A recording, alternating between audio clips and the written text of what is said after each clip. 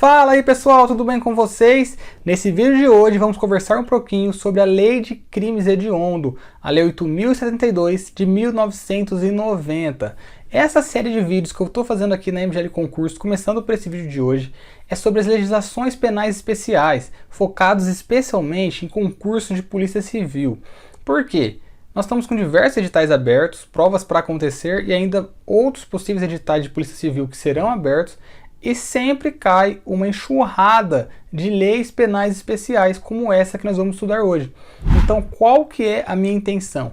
Trazer o máximo possível de leis penais especiais para vocês vocês consigam absorver todo o conteúdo de forma simples, rápida e objetiva, mas sem pecar na profundidade que esses temas exigem nas suas questões. Então, o foco aqui é colocar para vocês exatamente o que tem maior chance de ser cobrado nas questões de concurso e ainda em especial da Polícia Civil. Então, se você não quer perder os demais vídeos das legislações penais especiais, você já se inscreve no canal e clica no botão gostei para o YouTube entender que você gosta desse tipo de vídeo, continuar te notificando sempre que sair os próximos vídeos novos, ok? E se você gostar desse vídeo, compartilha ele com algum amigo seu que vai fazer também concurso de Polícia Civil. Marcos, qual cargo? Pessoal, serve para qualquer cargo essa aula, tanto para delegado, quanto para investigador, papiloscopista, escrivão, agente, enfim. Você pode reparar que onde estiver lá Lei de Crimes Hediondos, você também conseguirá aproveitar essa aula de hoje, beleza? Então, feita essa breve introduçãozinha, já vou colocar na tela para vocês a lei e vamos começar a estudar ponto a ponto do que é mais importante da Lei de Crimes Hediondos. Ah, Marcos, meu concurso não é para Polícia Civil. Se tiver lá no digital Hediondos, serve para o seu concurso também, beleza, pessoal? Vem comigo. Já está na tela para vocês, pessoal, e antes da gente entrar na legislação seca, eu vou dar um breve contextualizada historicamente de como surgiu essa Lei de Crimes Hediondos. Lembrando que esse material aqui, eu vou riscar ele, mas se você quiser fazer o download do PDF gratuito no site mglconcurso.com, o link vai estar na descrição, você consegue fazer o download desse PDF sem nenhum risco, aí no seu computador gratuitamente. Beleza, pessoal? Então, como que surgiram os crimes hediondos? É importante a gente estudar isso antes de entrar na lei seca. Pessoal, essa lei foi editada no governo do Collor, lá em 1990. Foi uma tentativa em resposta à violência.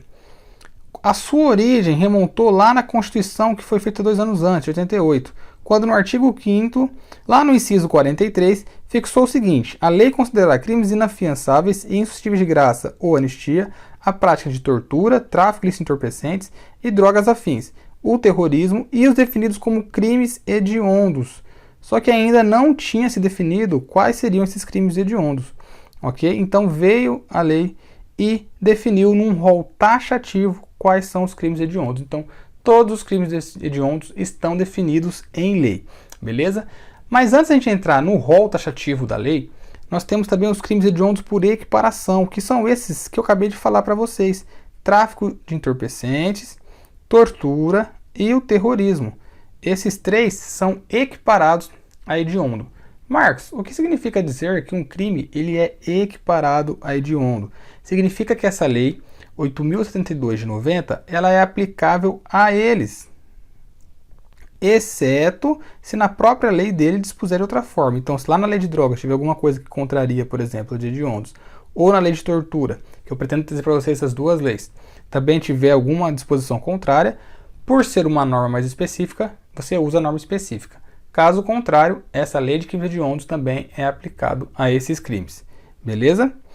Já uma observação para vocês, que eu vou tratar na lei de drogas, mas aqui já trazendo para vocês na hediondos, que o tráfico privilegiado, ele não é hediondo. Marcos, o que é esse tráfico privilegiado?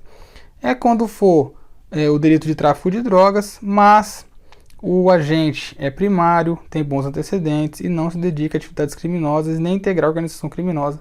Nesse caso aqui, o tráfico de entorpecentes não vai ser considerado hediondo.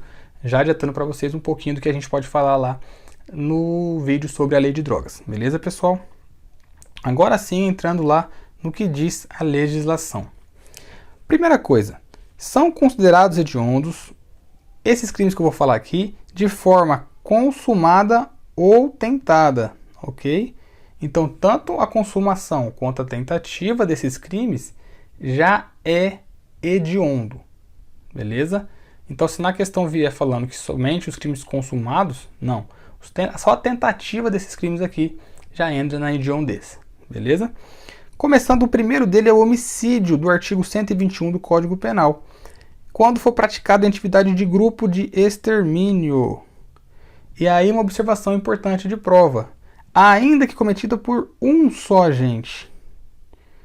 Por que eles gostam de perguntar muito isso em prova? Porque fala grupo de extermínio, dá a impressão que tem que ter mais de uma pessoa. Mas a lei é bem clara, ainda que for apenas um agente que praticou, se ele pertencer, se for atividade típica de um grupo de extermínio, nós estaremos diante de um crime hediondo, beleza? Homicídio.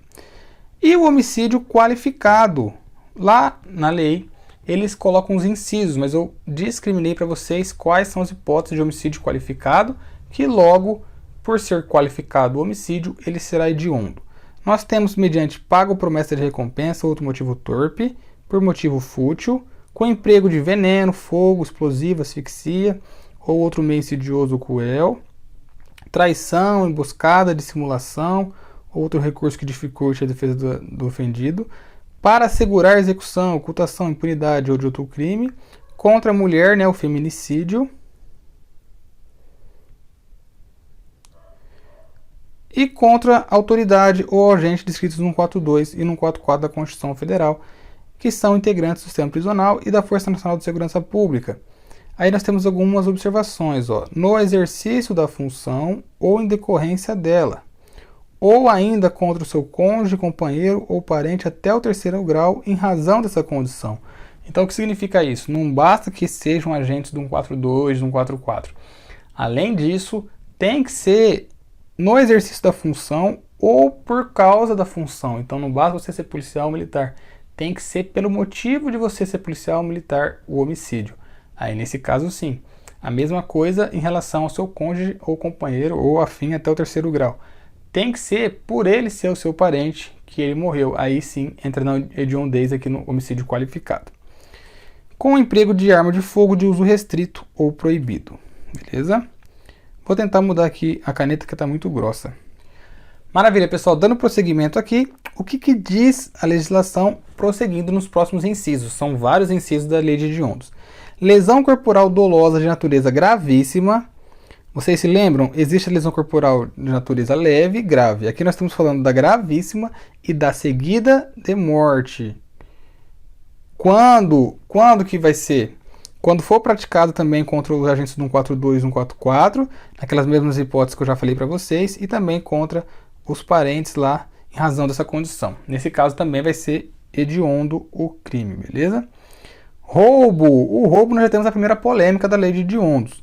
Quando que o roubo é considerado hediondo? Quando tiver restrição de liberdade da vítima, quando o roubo for circunstanciado pelo emprego de arma de fogo ou de arma de fogo de uso proibido ou restrito, e quando o roubo for qualificado pelo estado de lesão corporal grave ou qualificado pela morte, né? No caso aí, roubo com resultado morte, também dá o nome aí de latrocínio. Atenção, pessoal, não confundam, isso pode vir em prova que foi uma caquinha que o legislador fez. Não teve a previsão de hediondez lá do parágrafo 2º-A, inciso 2 do artigo 157, que fala do roubo com destruição ou rompimento de obstáculo com emprego de explosivo. Ok? E por que eu estou falando isso? Porque eles previram que o furto qualificado por esse uso de explosivo é hediondo. E o roubo, que é mais grave que o furto, quando usar explosivo, não é hediondo. Olha que maravilha que o nosso legislador fez. Então fiquem espertos na prova de vocês. Isso aqui não é hediondo, beleza? Prosseguindo, extorsão qualificada pela restrição de liberdade da vítima, ocorrência de lesão corporal ou morte. Então, nessas hipóteses, extorsão qualificada também é hediondo. A extorsão mediante sequestro e também a extorsão mediante sequestro são as formas qualificadas, que também é restrição de liberdade, lesão corporal ou morte. O estupro de vulnerável, a epidemia com resultado morte, a falsificação, corrupção, adulteração ou alteração de produto destinado a fins terapêuticos ou medicinais, o favorecimento da prostituição ou de outra forma de exploração sexual de criança ou adolescente ou de vulnerável, E aqui nós já chegamos naquele que eu disse que é polêmico. O furto qualificado pelo emprego de explosivo ou de artefato análogo que causa perigo comum. Então aqui, lembre-se, furto explosivo é hediondo, roubo explosivo não é hediondo, beleza? Aí nós temos também a inclusão do crime de genocídio, o crime de comércio ilegal de armas de fogo, previsto lá no Estatuto do Desarmamento, o crime de tráfico internacional de arma de fogo, também previsto no Estatuto do Desarmamento, e o crime de organização criminosa, que nós temos também a Lei de Organização Criminosa, que eu pretendo futuramente também trazer nesse quadro aqui para vocês. Quando ele é direcionado à prática de crime hediondo ou equiparado. Então vocês podem se perguntar, mas então não é todo crime de organização criminosa que vai ser hediondo? Exatamente. Apenas quando a organização criminosa for direcionada para praticar qualquer desses crimes que nós falamos aqui. E uma outra caquinha do legislador que as bancas com certeza vão explorar, que diz o seguinte: o crime de posse ou porte ilegal de arma de fogo de uso proibido é hediondo. Até aí tudo bem. Aí ele coloca assim, previsto no artigo 16 do Estatuto do Desarmamento. Só que observem vocês, eu até fiz questão de trazer aqui a alteração do site do Planalto. Antigamente, e essa mudança foi da mesma lei, pacote anticrime, ele dizia o seguinte: arma de uso proibido ou restrito, né? Lá no artigo 16. Com a alteração do pacote anticrime, ele alterou esse artigo e ficou apenas de uso restrito no artigo 16. Então aqui ele fala que é hediondo o proibido, remete ao artigo 16 e no artigo 16 apenas está de uso restrito.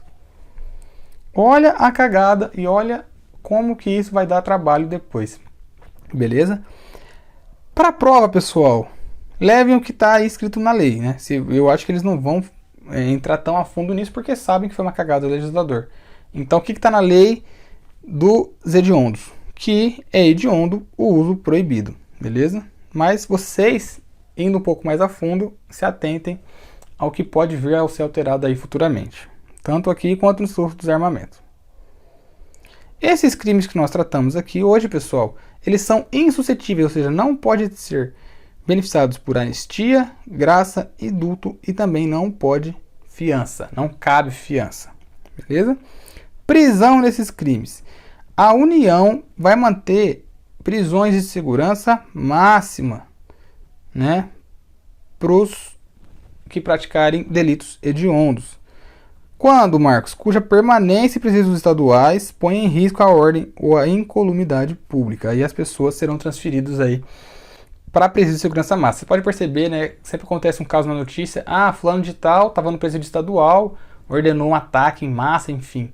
Praticou aí um crime hediondo e é transferido para um presídio de segurança máxima federal para que ele fique assim, vamos dizer assim, mais incomunicável. A prisão temporária, que é uma outra lei que nós vamos tratar aqui no nosso quadro, prevê 30 dias para hediondos. Essa informação é importante porque a regra lá da lei de prisão temporária é que a prisão temporária tem um prazo de 5 dias por mais 5. A lei de crimes hediondos previu que para os crimes hediondos o prazo será de 30 dias, podendo ser prorrogado por mais 30 dias. Beleza? Atenção, ainda em relação à prisão. Isso aqui, ó, não está taxado, grifado lá na sua lei de hediondos. Se você abrir no Planalto aí, não vai estar grifado. Ah, Marcos, por que você grifou então?